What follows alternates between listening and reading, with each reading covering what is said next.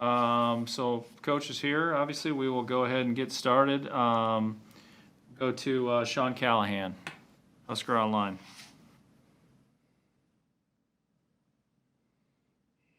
Sean, you're still on mute there. Well, Coach, sorry about that. I think I'd be used to the Zoom by now, but what's your guys' plan with quarterback? Obviously, Luke Levin has kind of put your room in a hole. Are you looking at taking a transfer, a grad transfer? I mean, what's the logical move that you could look at doing here to kind of keep things in line going forward? Yeah, I think I just got done saying I think it's smart in this day and age, just with the way things are. 1,600 kids in the transfer portal. I think you got to expect some guys to leave. We kind of did.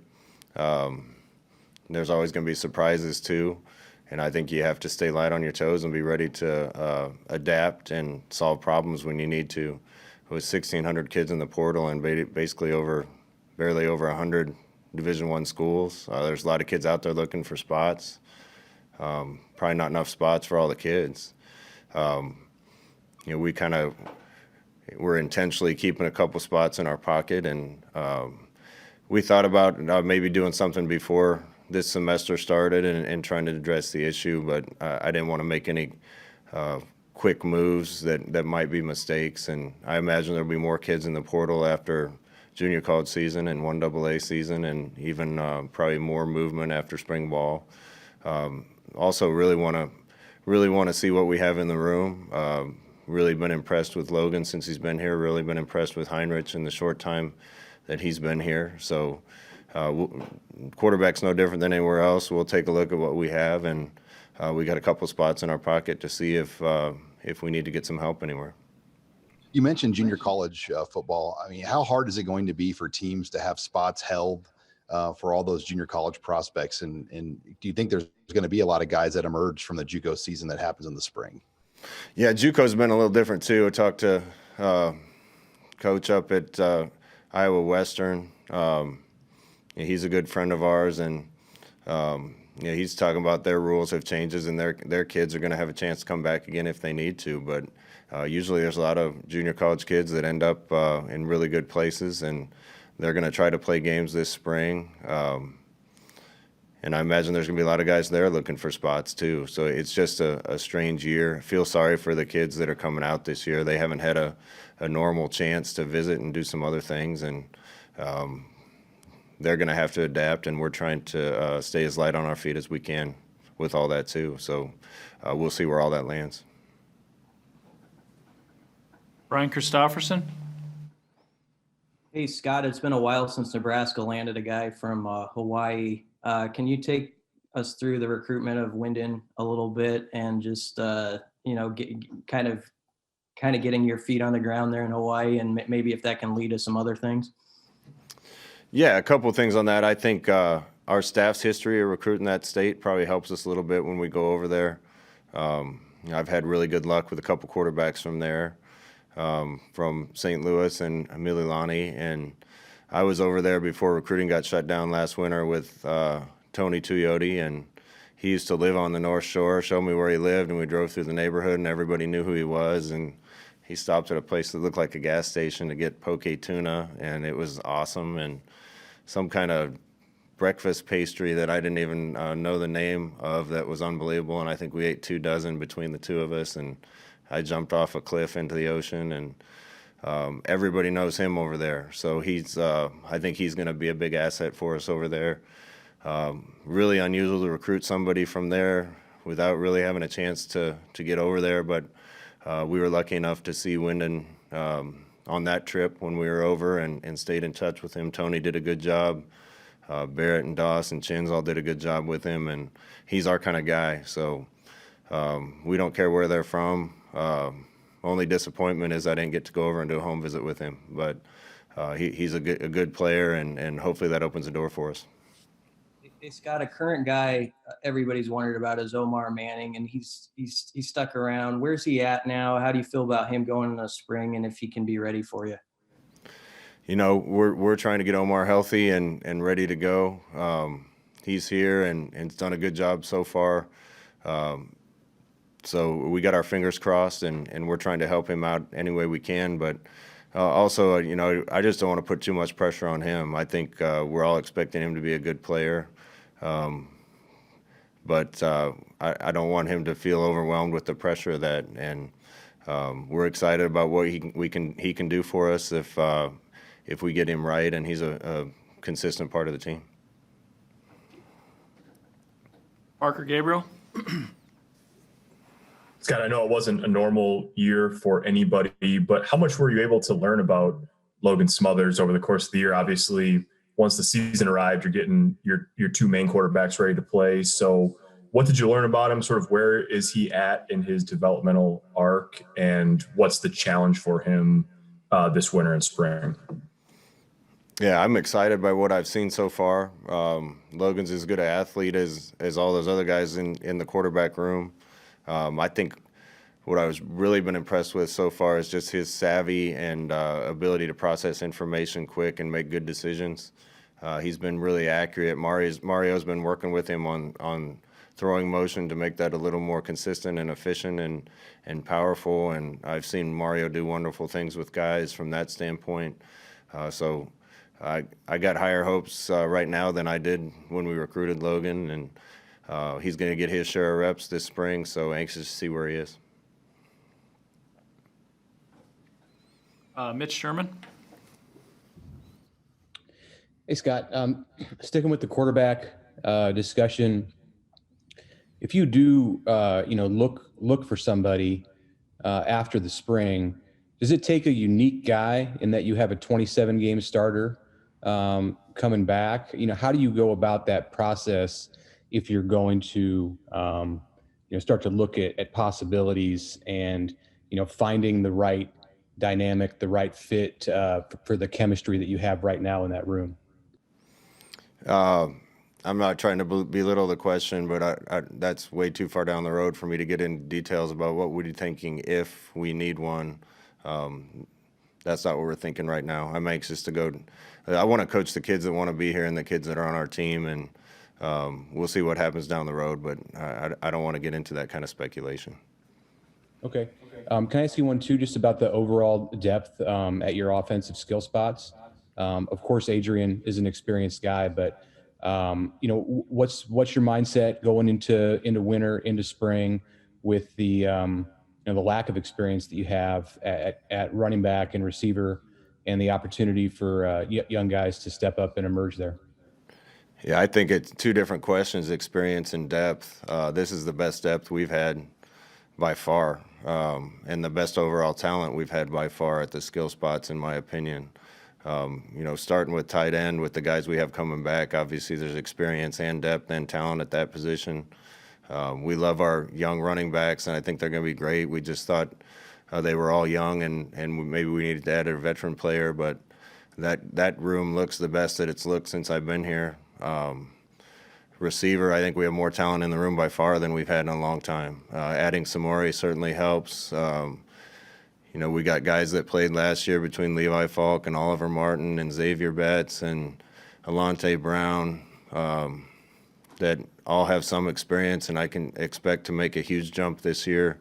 Some walk-ons that are really helping us and have a chance to be really good for us. Will Nixon coming back off injury that was looking really good until he got hurt, plus the three kids that we signed that I'm really excited about. So as far as that room goes, I think it's far and away the deepest and most talented group that we've had. Experience is an issue at some of those spots. I think that's why guys like Marquise and Samori are going to help us. They haven't done it here, but it's hard to argue with the playing time at running back and being an All-American at the 1AA level, and that certainly gives some experience and former production. So overall skill positions, best talent that I think we've had, and certainly the best depth. Thanks. KM3, Adam Kruger. Hey, Coach, just curious if you have an update on the special teams analyst position, and is there anything specifically you're looking out of that position that maybe the person who held that job last year didn't give to you, or anything different you're looking from that spot this year? I figured I should ask you guys that question. You guys seem to know what's going to happen before we do around here. I think we're getting really close to making some announcements.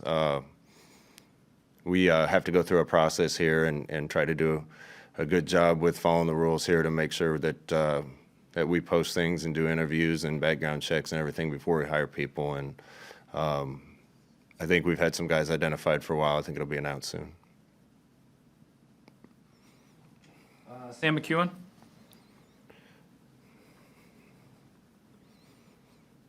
Okay. All right. I tried to stay a little back here. Scott, I guess I'm curious. I talked to you about 10 days ago. There's just what it's like now that you're the head coach of a program and responsible for a whole bunch of people, and how you process criticism from us, I suppose, but from former teammates, and knowing in your own heart that like you're responsible for a whole bunch of people now versus when you were a player, when you could control your own performance and that was about it. How has that changed? And like, how do you kind of process some of the negativity that you hear now, knowing that you're responsible for a bunch of people, including 150 players? Sam, I don't even really know where you're going with that question. I'm not going to comment on any criticism. Sometimes I just need to call you and ask you what's going on with some of the criticism. That's the nature of this job. There's going to be people that agree with everything. If you're throwing the ball, you should be running it. If you're running it, you should be throwing it. That's the nature of the job. Sometimes it get a little personal here, especially since it's my home state. But listen, we want every former player to be involved in this. We've called a bunch of them the last couple of weeks to make sure they know that we want them around, and winning takes care of almost all of that. So that's what we got our mind focused on. And I tell the guys not to pay any attention to the outside noise, and a lot of the articles are outside noise. And there's criticisms that are unwarranted. We're looking to hire a player development guy, and somehow that got twisted into Ron Brown not being incapable or being too old. That's just dead wrong, and that was twisting words. Anytime you're in front of the camera, a lot of words can be twisted. Ron's an unbelievably valuable part of our program. We just want to get him in the role where he can do the most good. The rest of it is just noise and people in the way of us trying to accomplish what we need to accomplish. When you think about Ron's strengths and the things that he's going to help you do really well, what strikes you about the course of his career and the value that he's brought to you personally? He's got as much character as anybody I've been around, and a ton of experience, and loves this place as much as I do. Steve Sipple? Hey, Scott, a little off the beaten path. Alabama has had 9 of the last 11 top-ranked recruiting classes in the nation. Can you kind of put that in perspective, and maybe what it means to your plight, what it means to everybody's plight? I'm new to this idea that I have a lot of plight, so you're going to have to explain to me. I don't work at Alabama. I work here. We need kids that fit here, want to be here, kids that we can develop, and we're going to get the best we can. Ron did tell me you guys have watched some Alabama tape of late. What in particular impresses you about that machine right now? We watch everybody sip. I mean, we go through in the off season, and I guarantee when in our time at Oregon and UCF, and probably even here, we're one of the teams that people have probably watched a lot. And you see elements of what Chip started at Oregon and what we did and carried on, and everybody's stealing from everybody. We're not the only one. Everybody's stealing from everybody. So, and usually teams are watching the most productive offenses and defenses to see if they can pick 1 or 2 things up here and there. So that's just one of many that we'll watch in the offseason to see if we can pick anything up. Congratulations to them. The run they're on is unbelievable, and I think they execute well. Man, did they have a lot of talent and speed, and did a good job with that group, putting them in position to make plays. Thank you, Scott. KETV, Andy Kendi? Hey, Scott, this is a broad brush. I don't want to get in particulars with certain individuals, but why do you think kids these days are more apt to look for greener grass and enter the transfer portal. Is there a unifying characteristic that you hear over and over again? No, and honestly, maybe. It's a little hypocritical of me to say anything. I transferred. Sometimes you pick someplace and it isn't the right fit and you need to go someplace. And I think every situation is unique. I would say, if you want to paint with broad brushes, that we probably live in an era where adults and kids alike have shorter attention spans and want instant gratification and want everything to work right away. And it doesn't always work immediately. And sometimes the best thing you can do is put your head down and work harder and make it work. And a lot of kids are doing that at every school around the country. Some others don't make that decision, and they have to do what's best for them. Best we can do is try to adapt to all these things. Hey, that being said, how thrilled are you about the pieces you have coming back defensively? You got almost everyone back. Yeah, and those are the leaders on our football team right now. Ben Stilley from up in Ashland, I think his best few games at Nebraska were his last few. I expect that to just keep blossoming and getting better. Deontay and Markel in the secondary were real leaders for us all last year. I think they both have a chance to play after college. So we're thrilled to get those guys back. Will Honus had an injury his first year here and had a really good season for us last year. It's great to get him back. And JoJo's, they're all unique situations. I think JoJo would have had a chance to move on this year, but really wanted to come back and be with that group of guys and see Nebraska get over the top. So we're thrilled to have them back. They're all the type of kids we want. It's a lot easier to win in this league with experience, and getting those guys back gives us more experience. Thanks, Scott. Get to a few more. Brian Christopherson again. Hey, Scott, you sounded optimistic in one of the interviews about Miles Farmer maybe being on a quicker timetable and some worried about at first. Is he a possibility for the spring? And I was also going to ask about Javen Wright, because I know he had an injury last year and where he was kind of at. Yeah, both those two kids, Miles and Javen, are young, talented kids that we're really excited about. Javen was having an unbelievable camp until he got hurt in a drill. We really could have used him this last year. Miles, that was heartbreaking to me, and threw us all for a loop a little bit right before the Purdue game to just get hurt doing a ball drill in warm-ups. Those guys both have a chance to be good players around here, and just both great kids. They're working hard to get back. I expect they're both on a good track, and I think latest update, they'll both be, at least in a limited capacity, ready for spring. And I know this is far down the road, but it does deal with your off-season planning. Even if you guys don't make the trip to Dublin because of all the circumstances, would you still want to play a week 0 game? Is there still a benefit in that scheduling wise for you guys? We'll see. That's all stuff that we have to have determined for us. I miss traveling overseas. My wife and I love to travel overseas, and I just haven't been able to with COVID. So I've never been to Ireland, been to a lot of other countries in Europe, was looking forward to it. Hope our program gets to do it at some point, either this year or down the road if it doesn't happen this year. And I think the rest of the schedule has a chance to be altered or changed based on that. So a lot of things still up in the air right now. Thank you. Back to Parker Gabriel. Scott, sort of a spring process question. With the way the academic calendar is set up, is it better for you in some ways to be able to run spring ball without spring break being in the equation? And then also, now that you're out of season, are your COVID protocols with your team a lot different than what they were while you were going through the season? Yeah, I think the campus protocols have changed a little, Parker, and that's helped us make sure that we get the kids back and keep them healthy. We've kind of gone back to a little more of a program like we used in the off season last year before the season got started. It's costly to test kids every day.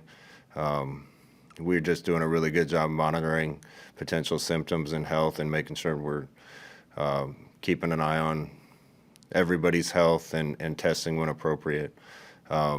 Spring ball thing, yeah. You just have to be light on your feet nowadays with this stuff going on, and I'm kind of pleased with how it's all going to work out this year. It gives us a chance to get spring ball done in one swing rather than having spring break in the middle of it. I think a May 1st spring game with our fingers crossed that fans can be there gives us a better chance of having a great day for that. And we try not to push the kids, so we go 3 practices a week, and having 5 straight weeks of that, I think, sets up well for us to make the improvements we need. Evan Bland. Scott, I'm just curious, how much has the pandemic affected where you guys are with 2022 recruiting, and what challenges do you think will be unique to that cycle as it starts playing out? Just the unique thing with 22 recruits right now is we got a ton of kids that are anxious to come see Lincoln and trying to figure out when that's going to happen. There's talk that it'll be April 1st. There's talk it might get pushed to June 1st. We do the best when kids have a chance to come see Lincoln and see the people of Lincoln and meet the fans and maybe even be at a home game. So we'll be in a better position the minute we can have unofficial and official visits, and doing the best we can in the meantime. 2 or 3 more here. Back to Adam Kruger. Hey, Coach, how much more of a role do you foresee yourself having with the quarterbacks in the offseason, and what all would that specifically entail? I'm always involved with the quarterbacks. Mario does a great job, has done a great job. But as a head coach and guy working with the offense, I'm always involved with the quarterbacks and will be as much as I need to get guys ready. Mario always has them ready. If there's anything extra that I can add to it, I'm always looking for opportunities to do that. Sean Callahan. Yeah, Coach, I know there weren't a lot of positives with COVID, but when you look at just what it forced you guys to do in recruiting and kind of honing in on the 500-mile radius, I mean, can you pull some real positives from that? Just how you guys were able to really succeed locally, getting so many of your guys within driving distance from Lincoln? Yeah, I said I think that was a little bit of an half intentional and half result of the COVID, that we have more regional guys. That's where we start all the time anyway, Sean. If there's a kid particularly in the state and in the area that we think can help us, we want them here. We've done a lot of things with Zooms and virtual visits and everything that I think we probably need to continue to use when appropriate. But the great part about that is I think the talent pool in the Midwest and in Nebraska looks really strong the next couple of years, and we're excited to get our share of those guys. Hail Varsity, Derek Peterson. Hey, Scott, depending on kind of the group that you go with, you could be young on the offensive line. What do you want to see from that group as you go through winter conditioning and move into spring ball? Yeah, I'm really excited about the offensive line group. Jaime and Matt were both a part of what we were doing for a long time. We're grateful to them. We started that last game at Rutgers with 4 underclassmen, 3 of them being freshmen, and I guess Cam technically still was a freshman with a red shirt, and this year not counting. So we're going to have we got some really good young talent at that position, some veterans that are going to compete for time, and I think we're getting more talented on the offensive line. Made too many mistakes there last year between penalties and just a missed block here or there. That sometimes goes along with some inexperience. And if there's one group that I think is probably going to make the biggest jump this offseason on the offense, it's that group. And Coach Austin's already working with them and looking forward to what they can become. You got a big, long, extended look at Bryce Benhart at right tackle. Does he kind of factor into your thinking of why you think they can make a step? Absolutely. You're just never as good in your first year playing college football as you are your second. And I think Bryce knows some things he needs to work on. But for a redshirt freshman out there playing in the Big Ten, he had a really good year and did a lot of good things. And he's committed to working hard and excited about him, excited about Ethan Piper continuing to develop. You know, Turner Corcoran came in at left tackle last year, and we didn't miss a beat with him out there after losing a senior for the last game. Brant Banks is another kid in our program that is young and really talented. I'm also really excited about guys like Sickerman and Hickson and Bando and others that, you know, are going to get a shot to compete at all those spots. You know, Nuri's a kid that came in that has a lot of talent. Ezra Miller we got as a transfer. There's going to be some really good competition at those spots, and I think we're bigger and more athletic than we've been. All right, and we'll finish up. Kevin Suits. Scott, Super Bowl Sunday is a few days away. Do you have a pick between the Bucs and the Chiefs, or do you have a rooting interest in the game? First of all, I got to comment on your room. Nice trash can up there. I don't know about the sticker on your whatever that is. We got it. It's a Scofro over there, and yeah, the Cubs can's up there. And I won't go through all the bobbleheads that are back there either. Oh, you got is that a Herbie or Harry Husker? I can't tell. That's an old school Herbie back there. Gotcha. What was the question? Super Bowl Sunday. Who do you got? And do you have a rooting interest? Man, this one's tough for me because I root for the Chiefs because they're a Midwest team, and gosh, they're just fun to watch, and I love their creativity on offense. It's hard to not root for the Buccaneers right now with all the Nebraska ties that you have there. You know, Sue has meant so much to this program and had such an unbelievable career that I'm really pulling for him to maybe be able to put a ring on. Levante David, same way, and he's one of the best in the business and has been, and he deserves more accolades than he gets. And having Khalil down there too as somebody that I coached. Actually been on the phone with Jason Light, who's a Nebraska guy, and congratulated him on getting where he is. And we even have a strength coach, Chad Wade, that worked here for a long time that works for the Bucs. So I got to be pulling for them because of Nebraska ties, but looking forward to watching, and good luck to those Nebraska guys for the Bucs. Great. Okay, thanks, everyone. Thanks, Coach.